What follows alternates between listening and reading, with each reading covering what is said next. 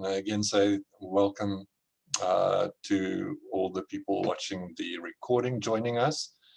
This is being recorded on the 10th of June, Exile World Training event, specifically on organizing a rebellion. And I'm going to hand over to Alfred, who will introduce himself as the host, and Joel. Thank you, Alfred. Thanks so much.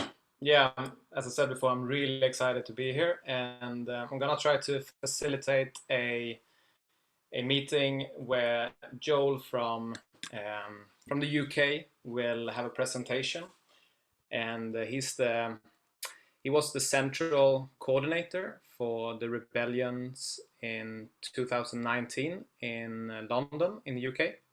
So both the April one and the October one, and also bigger actions after that. So I'm so excited that he wants to join and share some tips and the details of how they did it there, and so other countries can copy, because that's what we gotta do. We gotta just copy all the successful stuff and learn from each other, because this is a global movement and we really need to get the demands in all countries, not just in the UK or in Sweden where I am. So happy that everyone joins. Please, Joel, go ahead. Super. Hi, can everyone hear me okay? Brilliant.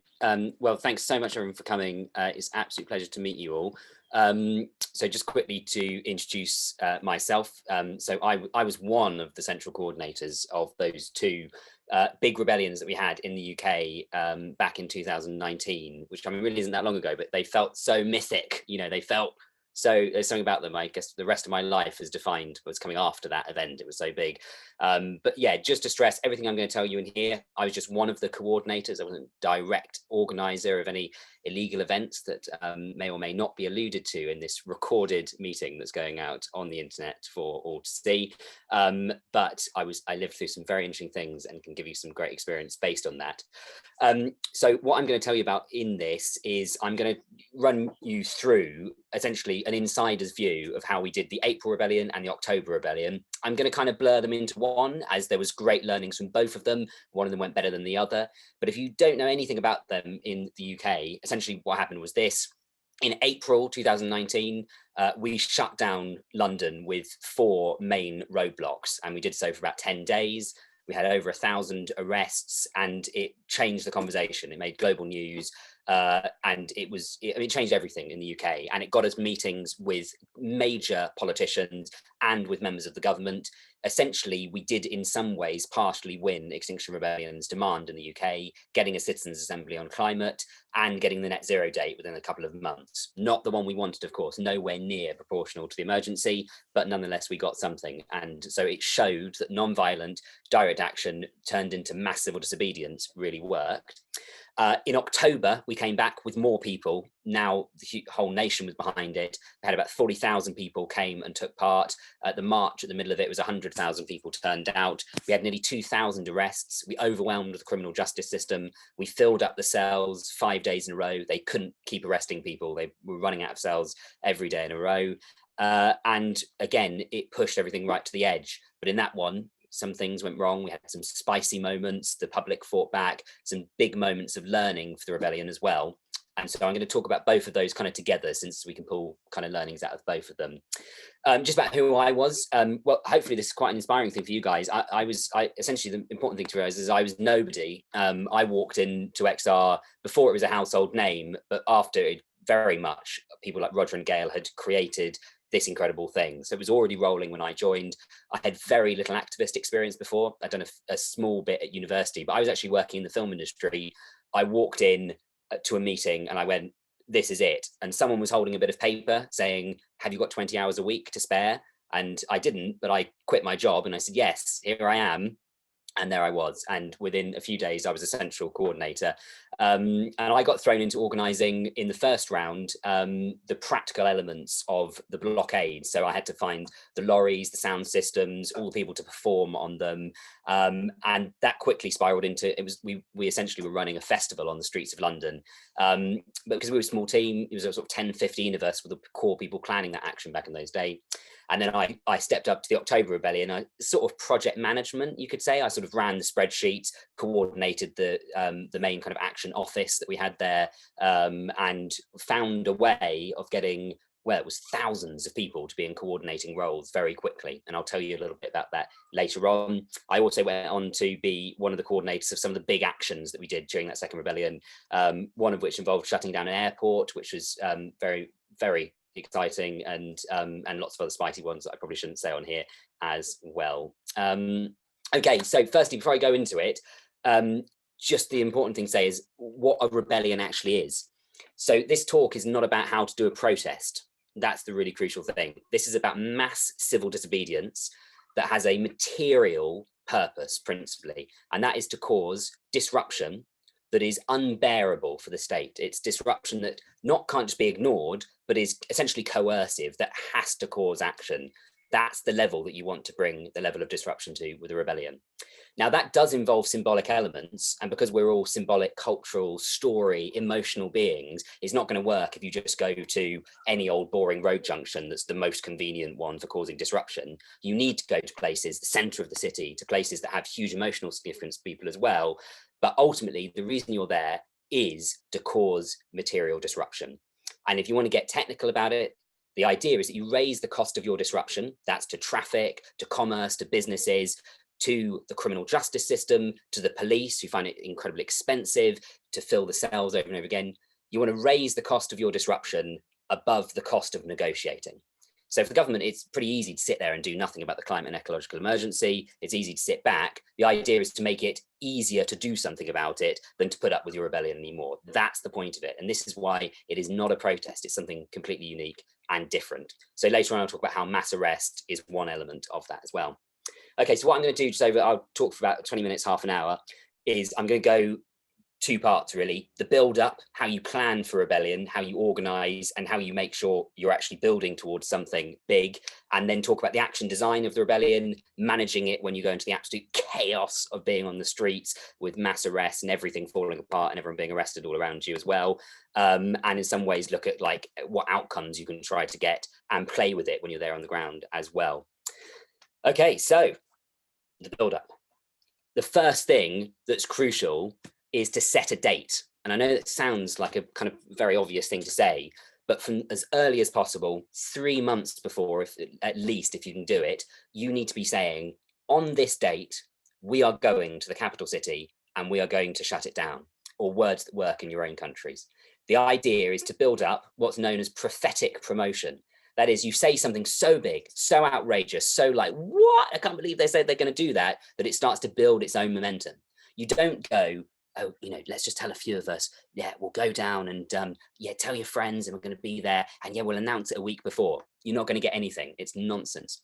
By the time I walked into the office, it probably, I think it was about 4 months before the April Rebellion when I walked in, but already then it was April 15th, we're going to London, take 2 weeks off work.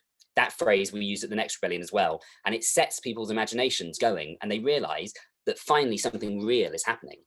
Now, the point is that whilst a vast majority of society doesn't come and go and get arrested, most people do realize that protests, going on marches and writing letters is, in the case of the government, just useless, right? So when they see people talking reality, saying we're going to go and shut down the city, they go, yeah, this feels proportional to the fact that like the future of humanity and the future of civilization is on the line. And this is absolutely crucial in all your messaging and all your organizing. You're saying that from the beginning. Okay, so the momentum building is really important. And one of the most important ways of doing that, obviously, is through the media and messaging. So press releasing it, talking to journalists, and constantly getting out on your comms. But what you want to make sure is that as you publicize it, you've got a watertight mobilization pathway leading up to it.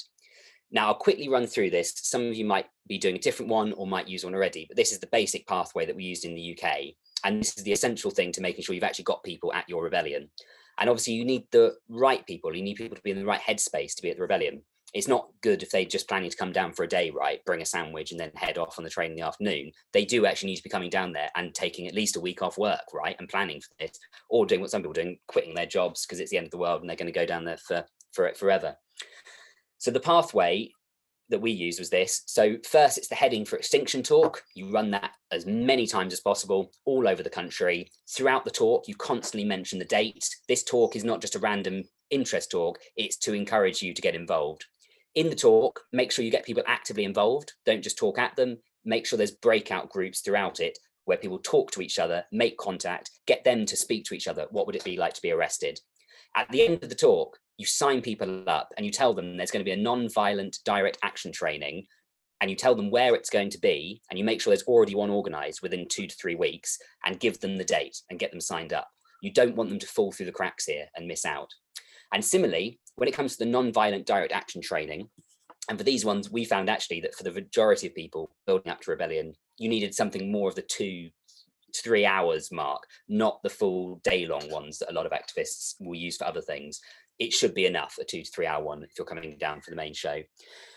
And that's important, crucial. This is community building. You go through it with your body, you sit down, you embody the experience of preparing for arrest, you build the excitement.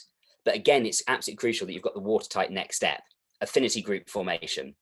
Makes sense to have it at the end of the non-violent direct action training. Most of those affinity groups probably won't last beyond the rebellion because they're randomers thrown together, but make sure there's a coordinator, make sure everyone's got their numbers, make sure they're in a WhatsApp group. And once you've got the coordinator, make sure that someone from your central team follows up and tells them your affinity group is going to be on this roadblock starting on this day at this time, and you follow up with them as well and say, yeah, how are you doing? Are you going to do this? Now, what you should do as well, and this is part of the prophetic promotion, and we didn't really do this at the April Rebellion because we assumed we were going to get cleared off in the first day, despite the big talk, obviously, is you should have a rota as well. So say your affinity group is going to be here on this day, and then it's going to come back on day 3 and on day 4 to make sure that it's covered. And think about nighttime rotas as well, if you think your country's policing is going to allow you to hold the roadblocks overnight. And I'm going to talk about the action design in a little bit. Now, that watertight thing is absolutely crucial. So don't forget that, but also the community building thing. The social science behind this shows that people aren't in this necessarily just because they're doing the right thing. Once they get there, the thing that really keeps them there is the sense there's personal bonds. There's someone else to say by text message, are you coming to the rebellion? And then you feel some accountability that you've said you're going to go, that you actually turn up. That's the huge difference between people casually saying like on Facebook. So this is the thing, don't trust your social media.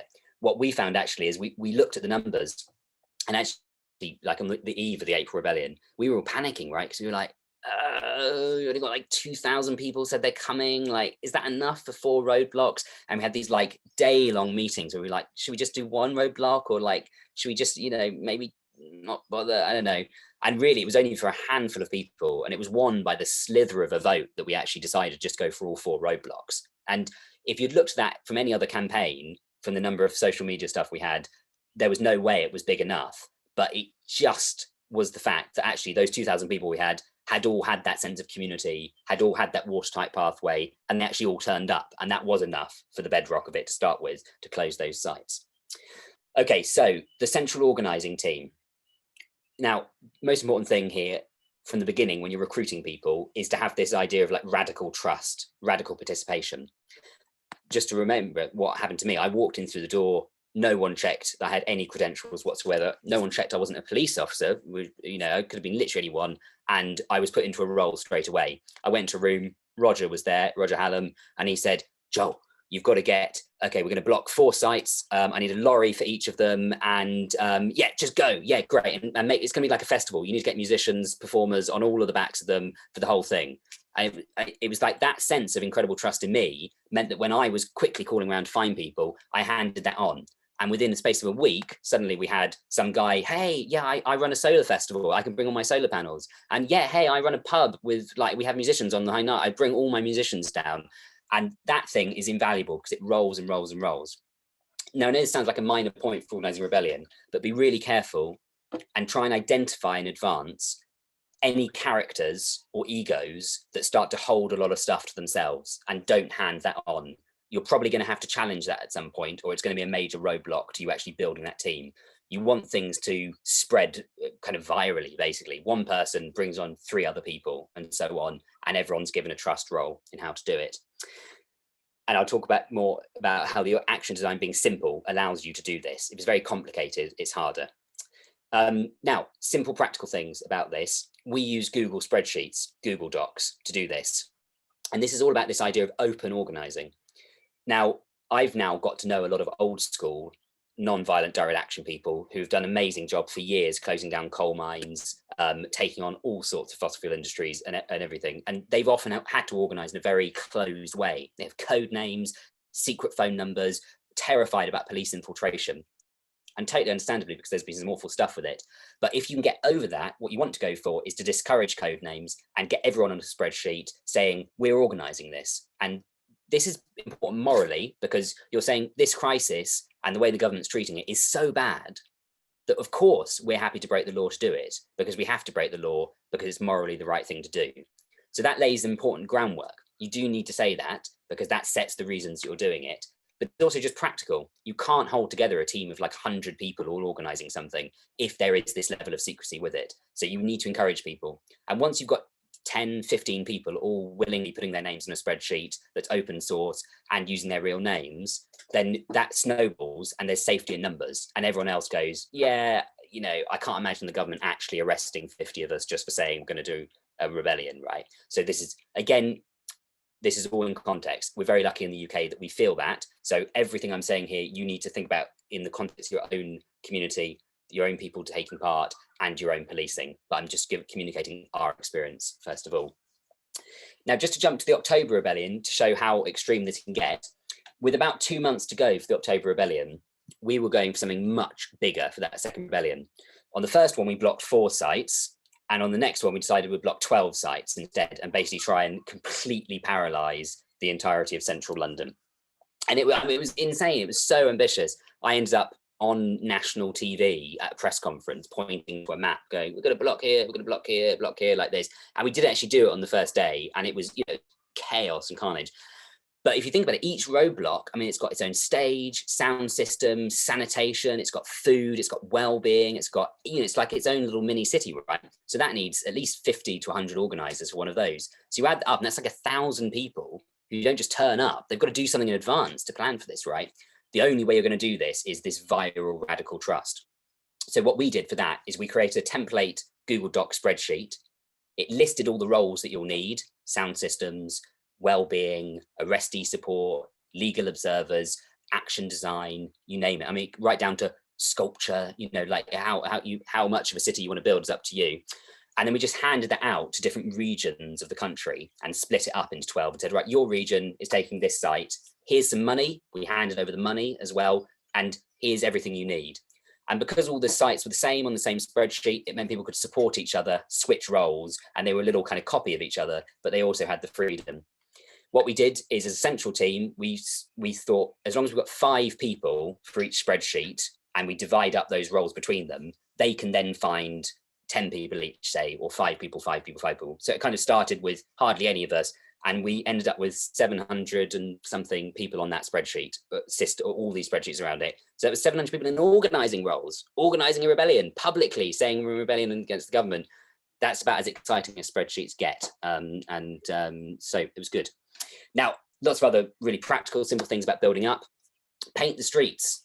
If you haven't got this already, stickers and posters. It's so kind of analog, it's so there, but actually, especially in the capital city, if in your country you've got a big population there that you're going to be trying to mobilize, that's one of the big things that makes a huge difference. You read about it on Facebook, but then you walk down to the shop and you see an XR poster, you see an XR sticker. This is invaluable. And actually there's social science again that shows you do need a few taps before you go along to a meeting. You need to get this sense that this is a big thing that's happening. So don't neglect that. It can't just be a social media thing. You need stuff on the street. We also did, and they're quite terrifying, I did a few, but doing speeches on public transport as well. So save your time, bit different in COVID, obviously, but every time I took the train home, I'd just stand up in my carriage and say, we're having a rebellion against the government. It's on this date. We're going to get as many people arrested as possible. Please come down. And then I'd hand out flyers. And most people would take the flyers, dudes. It's like so random for people to do that. They'd be like, yeah, okay, cool. And again, it's that kind of, you know, just insane confidence you have to try and build up, even if you don't really believe it to begin with, that something's going to happen. And then that becomes self-fulfilling in some ways. Okay, cool. Other thing to think about preparation for all of this as well is you really want to be thinking about police liaison in advance. Now, again, I'm just talking from the UK's perspective here. So do think about your own countries, your own relationships with the police. And we have to think about the fact that we were almost, huge, predominantly white and kind of a lot of middle class people. We were very safe in talking to the police. So it's a specific situation. But what we did is that we liaised with the police in advance. And we had meetings with them, and we said, this is going to be non-violent. This is going to be peaceful. This is exactly what we're going to do. And we didn't actually, did we tell them? No, we did. Yeah, a couple of nights before it went public, we said which sites we're going to block as well. We said it's these roadblocks that we're going to. And it was astonishing because they were so assured and so reassured it was non-violent. They didn't send the riot police. And actually, that kind of thing is quite important, actually, and stressing the non-violence over and over again to the police if you can, because the attitude of our police over here is the minute they think it's going to be violent, it becomes self-fulfilling. And they send the riot police down, the riot police push someone, they push back, and suddenly it's a violent protest. So you want to create the conditions that your non-violence actually going to stick. And of course, that doesn't, I assume you're thinking about this already, but in every other single step of what I've already talked about, you're constantly saying the word non-violent. It's so crucial because one single instance before you're a big household name and established as non-violent, and the whole thing's over. Basically, if someone from your side with an XR thing punches someone and you're not well known in your country already, it's over, right? So you need not just punch someone, but you know what I mean, if something does get out of hand. Okay, the rebellion itself. Action design. Now, material disruption. So it's got to be somewhere of huge significance that's actually got busy traffic going through it. But also, and we're very lucky with this in the UK, so we have got a capital where everything happens, but it's where the media is as well, it's where the government is, and it's really busy. So we could disrupt traffic and cause loads of millions of pounds worth of lost trade and business and muck up the transport system and backlog the traffic. That was good. But also it was right next to the headquarters of the BBC, our big news media over here. So all the press could get there as well. So it created this perfect spectacle. So you do want to think about places like that to have your roadblocks. Now, we didn't just choose random places, though. We chose places that had like significance that people outside of the capital would have heard of. Oxford Circus, Parliament Square, Marble Arch, Piccadilly Circus. These things had kind of iconic feelings to it. And that's going to become very important because the roadblock as a tactic requires people to become very territorial about what they're doing. You want them to be like, and this has happened over here, people are like, were you on Waterloo Bridge? Yeah, I was on Waterloo Bridge. Yeah, I held Waterloo Bridge, sort of thing. As it's kind of has this non-violent battlefield mentality to it. So you do need places that actually find that. Now, the actual action design itself of getting people arrested, it's not just randomly getting arrested for the sake of it. Getting arrested for sitting down in the road over here was the result of people like Roger and Claire and a whole group of other activists doing years of amazing, completely unpopular, isolated experiments back when there was only like 10 of them doing it to find what we'd call the sweet spot action. So this is what you want to look for, and it might be sitting in the roads in your country, but you want to really think about this, which is the point at which you'll get arrested. They have to take you into the cells. They have to process you, but ultimately you end up with nothing, a fine at the end of it, or quite often a conditional discharge where you don't get any real punishment in any way. Now, the important thing for that is it's mass participation. And this is the big thing about the rebellion, right? Is you're aiming for thousands, and if you get the runaway effect, hopefully for tens of thousands or hundreds of thousands of people to come down and do this. And it's dead simple to communicate as well. It's sitting in the roads. It's just easy. You don't need any activist experience. Once you've got enough people there who have done a non-violent direct action training to establish that it's non-violent, this action now works for a runaway effect. In the April Rebellion, we had it. And I remember on the 5th day in, on the Friday, when the police were trying so hard to take the pink boat, they'd set up these roadblocks to try and clear like a runway out of the city. So they had to block like 50 roads to try and clear the strip to pull the pink boat out. And a few of us like saw that loads of other people had gone and formed roadblocks around the police to make sure that every way out was blocked. So the pink boat was ours. And I ran round and I was like, okay, quick, hands up. Who's been arrested before? No one. Hands up. Who's been to a non-violent direct action training? No one. Hands up. who just came down here because they saw the pink boat on social media? Yeah, like this. And we'd had this runaway effect where like just random people were like, yeah, we're gonna be here. So you can't predict it, right? But that's what your action design wants to work like that. So anyone can turn up and get it instantly. Oh, I sit in the road. Okay. Now, part of that is that the roadblocks are a really good way of making there's all these different layers of participation and commitment all layered over each other.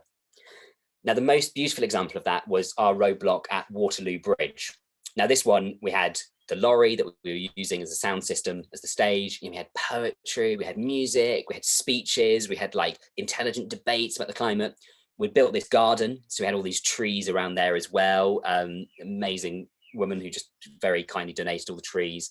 And but on the roadblock, you had like some people sitting, just listening to the music. Oh, that's lovely. Just a couple of meters away over there was like mothers in a little area, like nursing their babies. And then a couple of meters next to it, there was the police arresting people, carrying them off. And then you also had some people on the pavements who were just passing through on their way to work because it was in the center of the city, easy to get to. And they were like, oh, what is this? This is so random. And then they were like, oh, that's quite good music. Okay. And suddenly they step off the pavement. And they're in the roads and they're like listening to the music and they're like, yeah, this is cool. This atmosphere, this feeling of rebellion. I'm feeling like I'm stepping out of the unreal into the real. Like this feels real. And some of those people who are there listening to the music are seeing the people getting arrested and they're like, that doesn't look too bad. And like, they look like heroes and everyone's shouting, we love you. When you get arrested and they're like, they call their, boyfriend and they're like, I think I'm going to get arrested. And they're like, yeah, all right. And then they get arrested.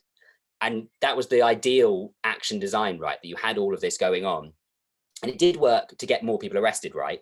But it also worked to make sure lots of people felt part of the rebellion, even if they didn't feel that they felt safe to be arrested. Lots of people don't.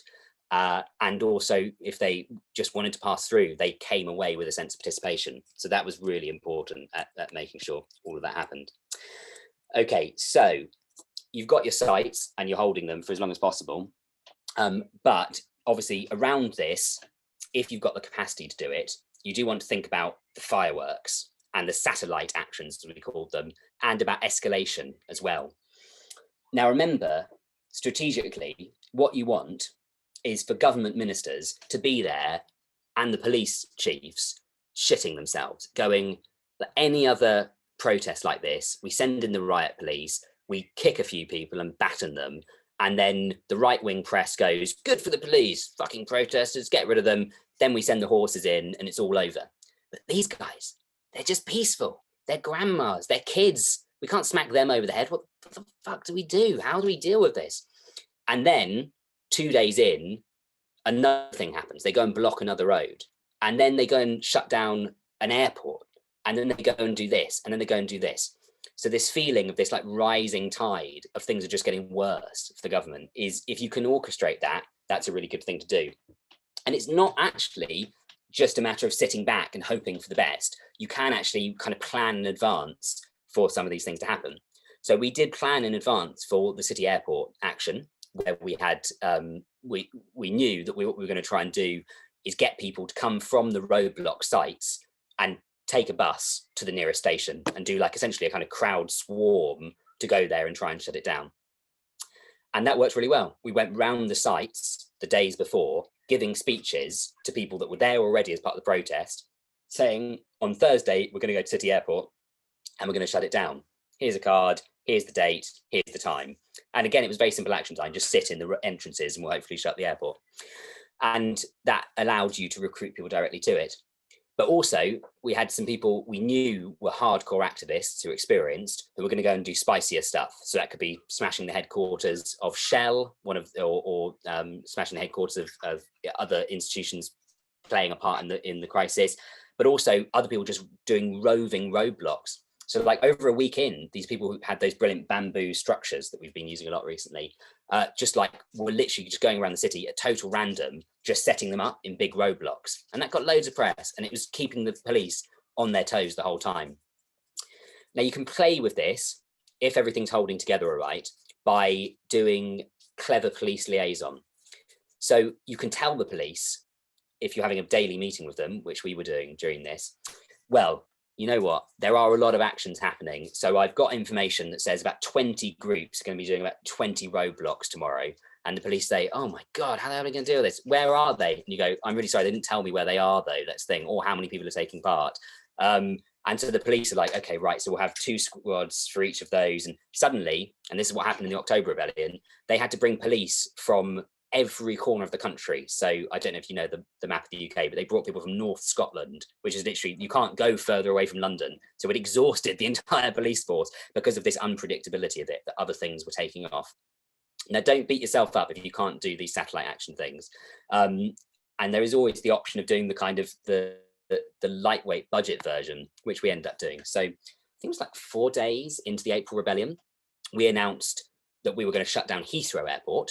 So this was long before the city airport thing happened. That was in October. And we were going to send, you know, the army sort of thing. Everyone was going to go. The entire rebellion was going to go down there. And that's like the biggest airport in Europe, right? So the police absolutely shat themselves. They're like, fuck, how are they going to deal with this? It's just a nightmare. And the press reported it that night. Crazy eco-radicals shut down Europe's biggest airport. And then in the morning, this was, well, I shouldn't say names, but strategic genius on the part of one of the core coordinators just sent 7 children instead. 7 of XR youth went to Heathrow Airport and no one else from the rebellion went. And so we ended up with this amazing photo of these like 17-year-olds holding a little banner saying, "Are we the last generation?" Surrounded by like 100 cops, like huge, heavy stuff. And the kids just crying like this. And it was just like such a brilliant moment, right? So you can be playful with it as well and kind of like using it against it. Now, all of it overall, though, does add up to this mass arrest thing. And it's become kind of controversial over here, like what role arrest plays in the strategy. And are we fetishizing arrest for the sake of it?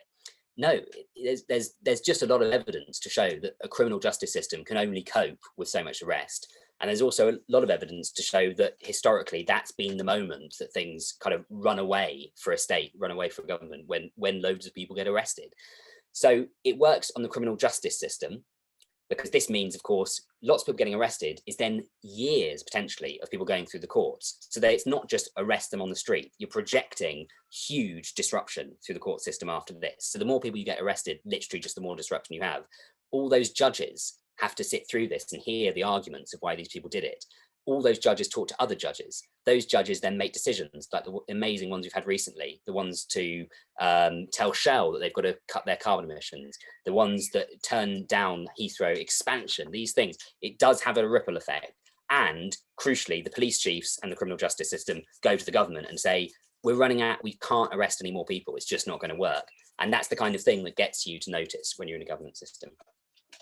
Now, one thing we haven't talked about so far in this is an absolutely crucial part of the whole thing, and that is the police station support element of it.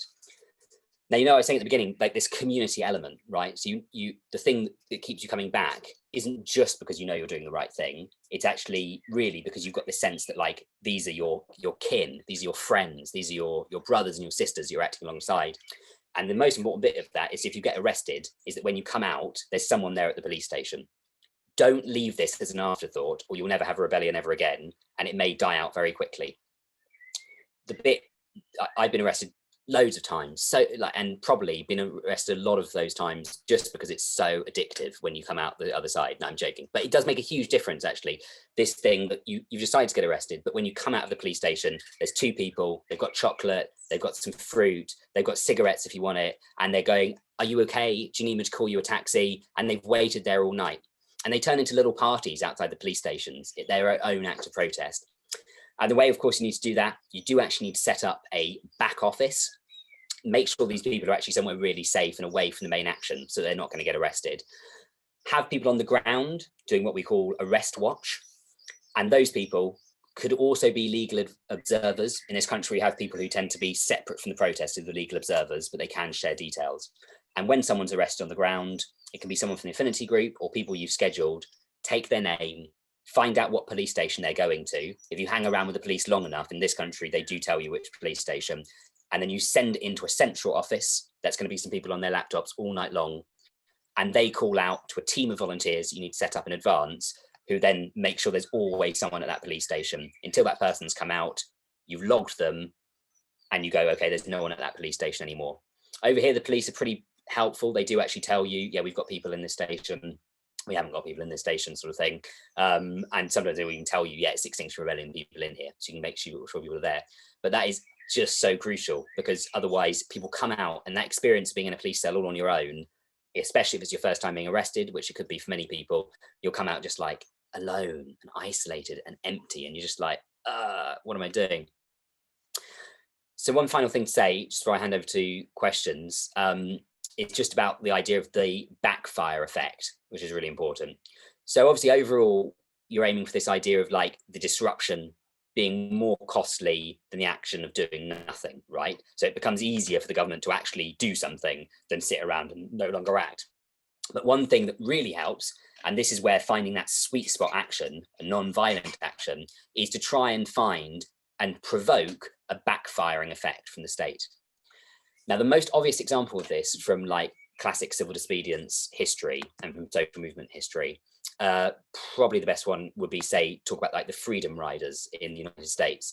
So there you had people going and deliberately breaking the rules on the buses, driving down into the deep south, sitting in the wrong side during segregation.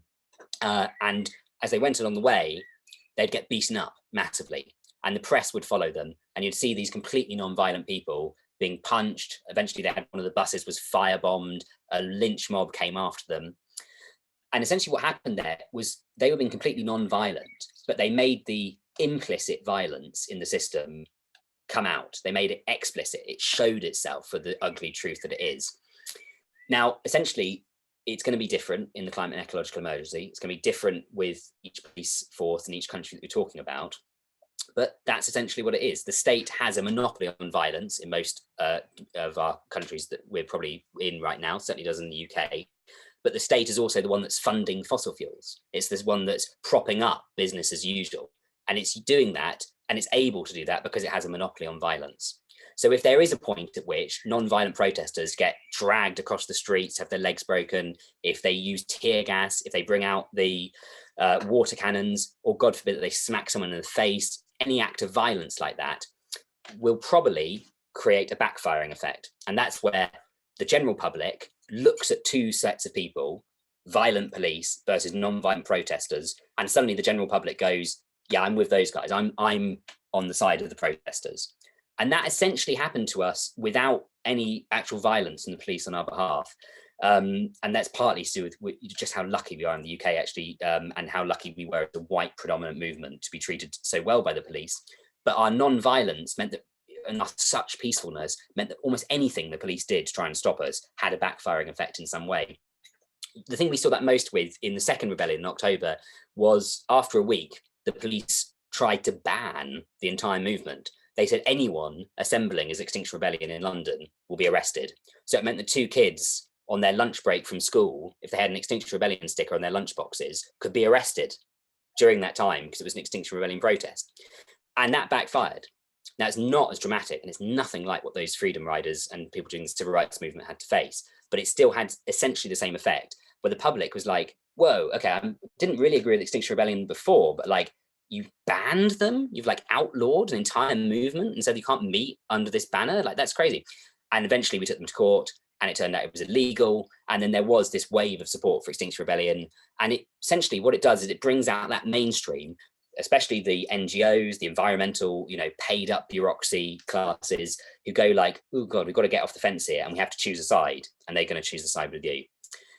And it never fully happened with Extinction Rebellion in the UK. But it could still happen in your country, where you get that sudden runaway moment where everyone comes to you. And then this leads to one sort of final reflection out of all of that, which is that the change that you're trying to make, it sounds a very unsexy term, but it's very important, is non-linear. You're not hoping that your rebellion's going to go step by step by step, and you're going to slowly, you'll win a little bit, and then, hey, we've won like this. You'll be losing, you'll be really losing, nothing will happen. No one's going to negotiate. They're just arresting you. The government's completely silent. And then you'll get everything all at once if you win it. Suddenly, it'll be 1,800 arrests and the government's not negotiating. The next day, it's 2,000 arrests and the criminal justice system is fucked and they can't arrest you anymore. There's nothing they can do. They need to offer you a meeting. Suddenly, you've gone from losing to winning in those seconds. Or something happens, they use tear gas on some kids, the police suddenly really unpopular, the public goes, whoa, this is crazy, we're on Extinction Rebellion side, boom, you've won everything all in one moment. And so the important thing to realize is right now, if you're a small group and you're thinking, how the hell are we going to organize like a whole big rebellion in our country? This sounds absolutely impossible. Well, it is impossible until it's suddenly possible. That's how it will always be. And if you think back to that prophetic promotion thing, you've got to start acting right now like you're going to have a rebellion that's going to win the mainstream support of the public and bring down the government. And you've got to start telling people that you're going to do that. And you've got to tell them a date, because there's two things that as one thing's absolutely certain. If you don't say all those things, it definitely won't happen. If you do say those things, at least there's a chance it will happen. So say those things, act with confidence, set a date, and go and bring down the government. Good luck. Cool. Over to questions. That was great, Joel. So passionate and intensive. Really, really nice. I was trying to follow along and get all of those juicy tips to our organization. My plan is like this, that I don't want to say questions that I got, because I think everyone got really good questions that I would love to ask you, Joel. So I think we should write them down and have them in our mind, and then we have split up this group into breakout rooms of just 3 people in each, and you talk to the other persons in that breakout room about these questions and what you just heard and your own knowledge from previous rebellions or actions you've been to, and also to speak about the coming rebellions that you're going to have in your country, or how you could join some other country perhaps. And then we go back to this whole group, and we just take the best questions from the breakout room and we ask you all that. So then I think we just get all the questions down to a few really good ones. How does that sound? Can I check quickly? For how long do we want the breakout rooms to last? I think time flies, so take 18 minutes. Sorry, is that 18, 1-8? 18, yeah, 1-8, to be specific. That will go super quick, unfortunately, as well. Nice. Hello, everyone. Hope you had a good breakout room. Hope you had time to think about the questions and talk to each other a little bit more. Get to know people from other countries and share some cool thoughts and plans for the future. So now we will have questions for Joel, and you could, if you were a group of 3 people, you could possibly have one from that group to say questions from your group, but it's also fine if we all just like raise hands now, and I try to facilitate who goes next. And yeah, so please, any questions for Joel? Okay, so we'll start with Laura. Yeah, I had a query about the process of decision making. So who is actually deciding on the dates, and then you start talking about setting up a date, and then setting up a central organizing team? Is the central organizing team actually deciding on the dates, or how does it? How, in which order are you setting up all the teams? Nice. Laura, are you already using the self-organizing system model in your country? Yeah, we are using this, yeah. We're using that, yeah. So basically, we use self-organizing system, use the glass frog as seeing the way. So you've got groups within groups, coordinator, internal coordinator, external coordinator. And for that year, 2019, all the decisions about actions just lay with Action Circle. And so that kept things pretty simple, basically. So there was essentially a hierarchy of purpose. The Action Circle got to decide the date, the action design, the location, and the strategy of the actions. And then media and messaging was the other crucial team, which then communicated all of that with the movement. And essentially what we did is that all the other groups were just subgroups of the action circle. Glass Frog is a website that allows you to see a self-organizing system in a non-hierarchical way laid out. And it's called that because it kind of doesn't really look like a frog, but it's like circles within circles within circles. So you'd have like ours is like XR UK, action circle, and media and messaging, and the other circles. And then inside action circle, you've got like production that does the stages. Inside production, you've got the sound system team. Do you see it? So that's basically the way of organizing. But yeah, what I would say from our experience is that after those two rebellions, so the minute the honeymoon period was over, the minute something went wrong, everyone wanted to say about dates instead. And now XR UK is paralyzed by this impossible strategy decision-making process where they've kind of got it in their heads that everyone in the entire movement needs to make a decision about the date. It just doesn't matter. The date's really a small thing. And the strategy, basically it's a rebellion, it's mass arrest, it's finding the sweet spot. There's not really much more to do other than that. So I really would encourage you, if possible, to have a small team that feels empowered but trusted by the rest of the movement to make those decisions and communicate them out. Okay, thank you. Yeah, great question. Andrew. I wonder if I can just quickly add a question, or kind of an add-on question to that. Because Joel, one of the things I've experienced is that you know, something like something like self-organizing systems has become a bit of a misnomer or a very reductive term in some places. One thing that seems to have made a lot of sense in my experience is what's called the advice process, where it's very mandate-based, but the mandates aren't so much territorial as you've got a job to get done, and if it's your job, it's your responsibility. You go and ask advice from the affected parties, the knowledgeable parties, and the parties with the power to actually execute stuff. Has that, in your experience, worked for these kinds of issues?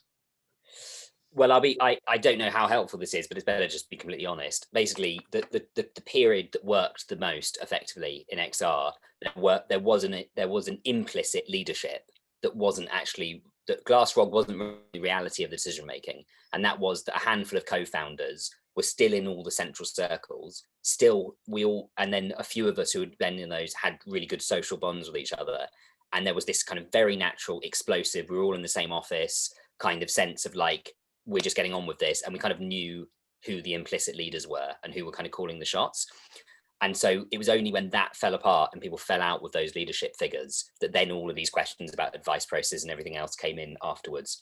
So in some ways, I never saw that work in a productive way, because afterwards it was much more like a big power vacuum opened up, and then we tried to fill it with all these kind of horrendous Byzantine strategy processes, which involved all these like, and then we got to the point when we were trying to organize the next rebellion after that in 2020, where it's like seemingly you had to ask advice from every single person in the movement, even if they'd only like looked at a flyer once, as to whether and what date you could do. And so that became this obsessive kind of thing.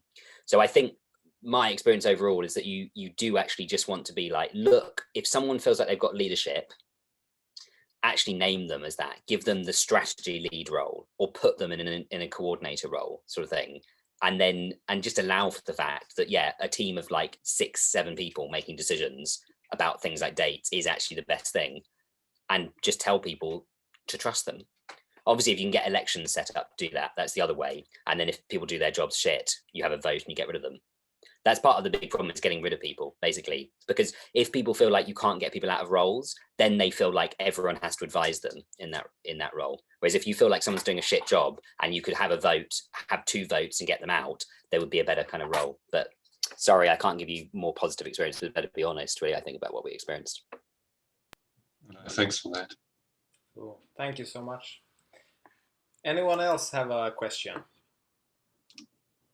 This is your moment. Yeah, Anne, you're muted. I know. Our small group we had a woman from Poland, Christina, I think her name was, and a woman from Canada, and myself, and we discussed mainly what to do about the groups other than the police that are likely to attack us. Because the police are pretty bad, but there are other groups out there that are sometimes worse.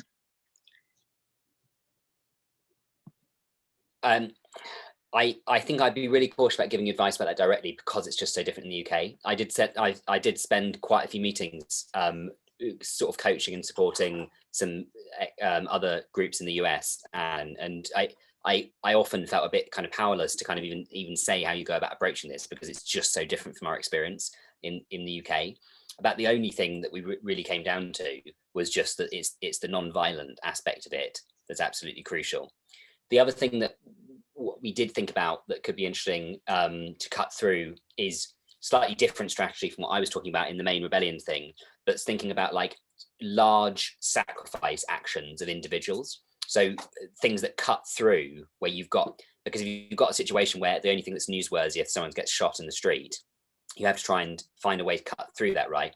And we were wondering about whether actions like in London, we had the city airport, James Brown, the Olympian, jumped on top of a plane and glued himself to the top of a plane. Oh my God. It was an amazing act of sacrifice.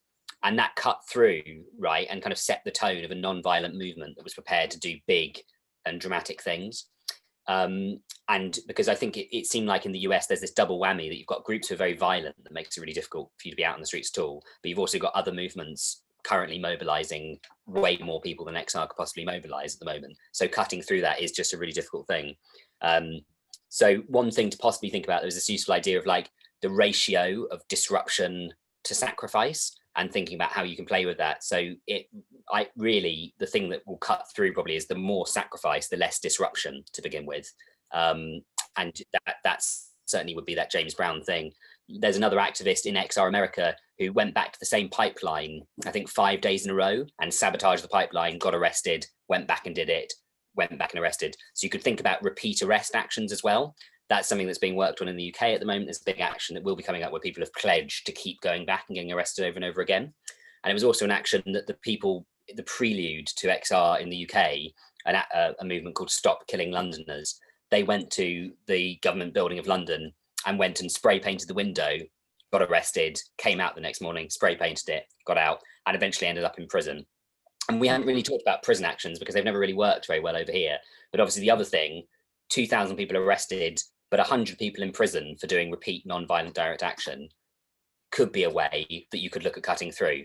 And that could be a very different way that may mobilize mass support, because you've got the same dynamic of the backfire effect works. It's just on a kind of bigger scale. If it's 100 teachers, scientists, and grandmas who end up in prison because they've spray painted a building over and over and over again over a week, or sabotaged a pipeline day after day after day, and they're in prison, suddenly there might be a backfire effect of support for them.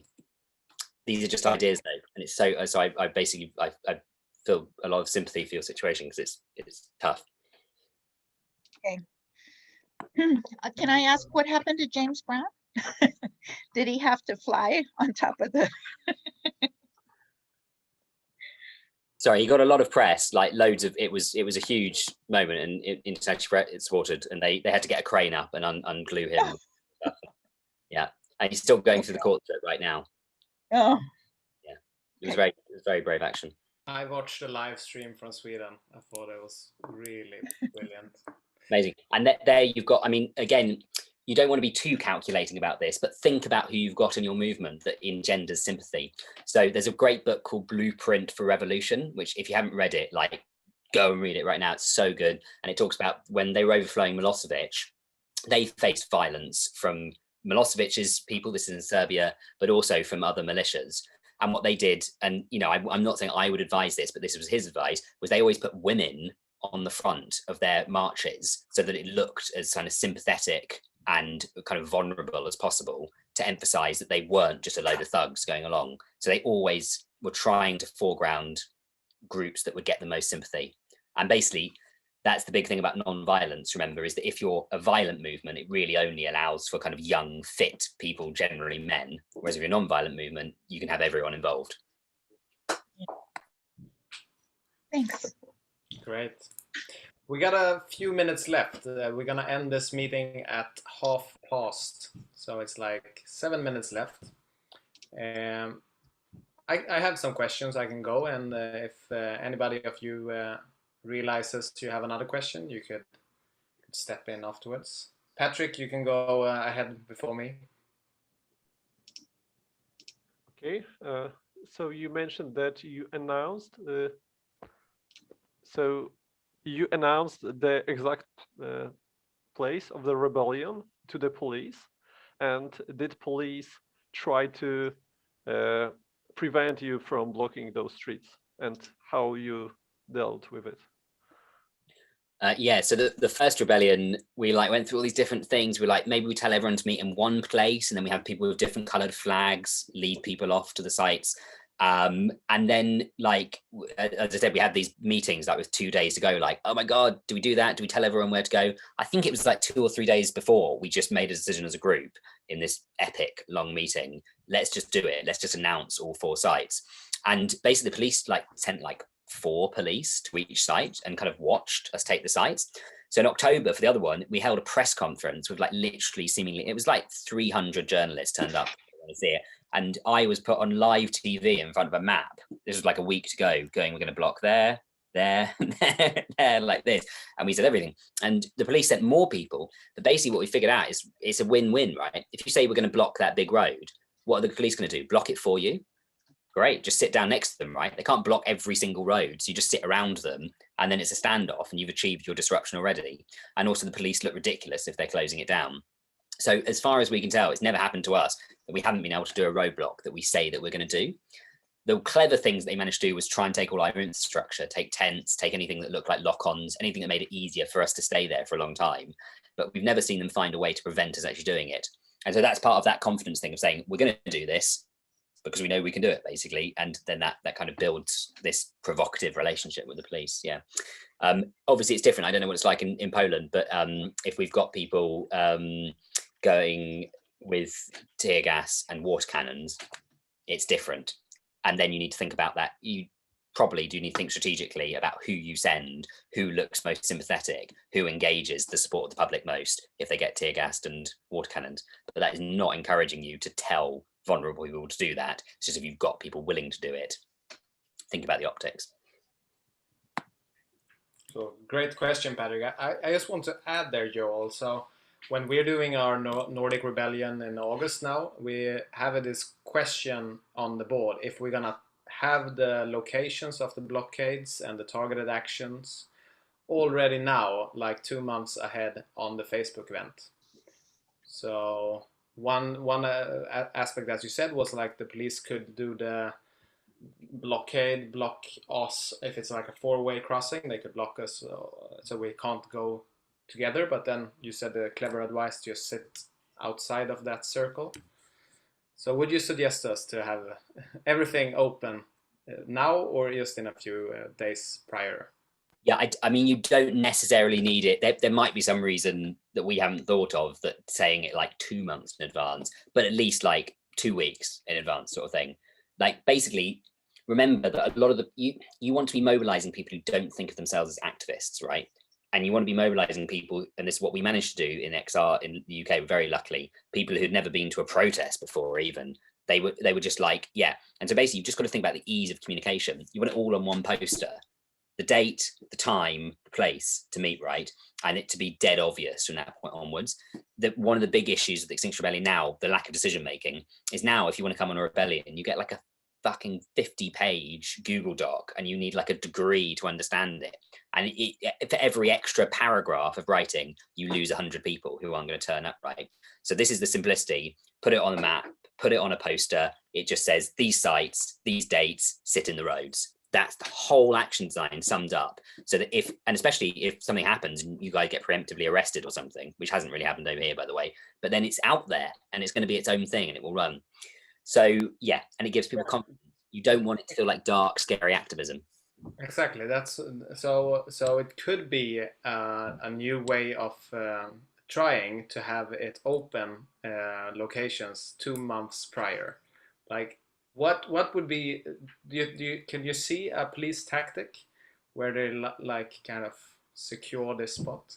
No, because then it's brilliant. It's like, what, the police are going to close down. So if you, especially if you say I'm going to close down 10 sites, well, the police are going to shut down the center of a city. It's going to be chaos, carnage. Everyone will be like, what the fuck are the police doing? Like, they'll be so angry. So, and all you've told people is go there.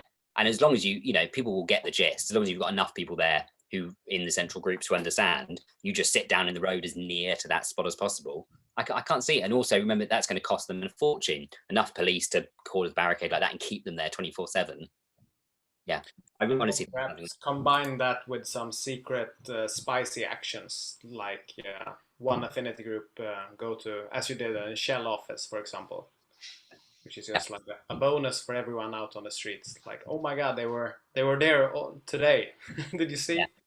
But it really is. It's like our experience. 90% of your effort needs to go into dead simple, sit in the roads, mass participation, mass arrest. 10% on these other things, effort-wise. That was our experience. Cool.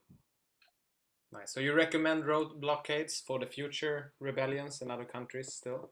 I mean, it depends. Over here, it's a bit difficult because we've like lost that mass participation thing. I think the only thing that will change things over here is if we have a major moment from outside us, like the Amazon completely burns down or a hurricane hits the UK. Something will have to remind people how real this is and that it's ridiculous for them to be like, oh, Extinction Rebellion, like this. So we're currently unpopular.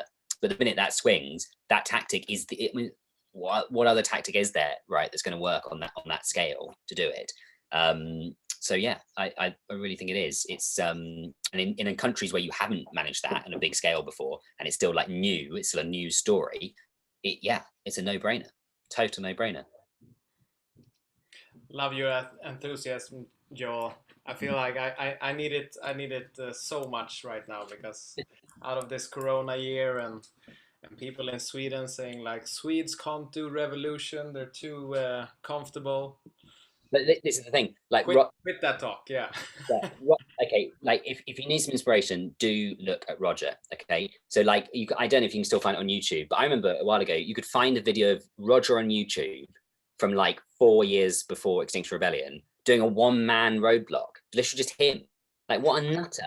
Everyone was like, you're not going to do this. This is crazy. And he was like, I'm going to start a global movement with people in different countries, all trying to do mass civil disobedience for the climate. And they were like, it's not about civil disobedience. No one cares. No one cares about climate enough. The UK, no one's going to do this. Blah, blah, blah. There's like 1,000 reasons why it couldn't happen. But because he had that insane conviction, he kept doing it. He was like the grain of salt at the back of the oyster that created that pearl, right? He just kept going with it, and other people joined. And it was only because he he either did really believe it, or he realized strategically he had to project that he believed it to get there. And again, ultimately, it's not going to happen if you don't try. It also might not happen if you try. Be realistic, but at least there's a chance,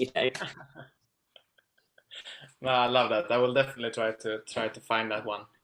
Cool. We are out of time, unfortunately, but this event will be published after a while. It's recorded, and XR World has a bunch of other of these workshops, which you are invited to through mail, and you can also look at the Facebook page XR World and see some updates there. Andrea, do you want to add anything to? We've also created, for those who are on the global Mattermost instance, we've created an XR World channel there. For the time being, touch wood, see how things go. But that's one place where we will also post everything for those that might be more convenient than all these other channels. Nice. Okay. I'll leave it there. Thanks again, Joel. It was a great workshop, great presentation. Good luck to everyone. You're invited to Oslo. Everyone is invited to Oslo Rebellion, 21st of August. You got a date? Good. All right. Bye. Good luck. Bye-bye, everyone. I invite you all to unmute and say goodbye quickly. Ciao. Bye. Ciao. Goodbye. Bye. Yeah. Bye. Bye. Bye. So long. Bye. Was wonderful. Cheers, guys. Well done.